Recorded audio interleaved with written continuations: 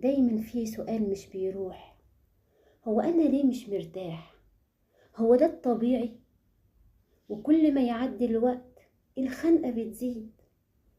وبعدين في يوم بسيط جدا انهار، دموع نازلة من غير سبب، إحساس إن الدنيا كلها تقيلة على قلبه، وصوت داخلي بيقول كفاية كده، أنا مش قادر أكمل بالطريقة دي.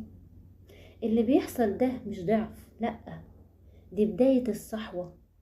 أول ما تحس إنك بتنهار اعرف إن دي مش نهاية، بالعكس، دي ربنا بينفض الغبار من على روحك. العلامات مش دايما بتكون صدمات كبيرة، أوقات بتكون حاجات بسيطة، خنقة بتتكرر، زهق مش مفهوم، دموع بتيجي فجأة.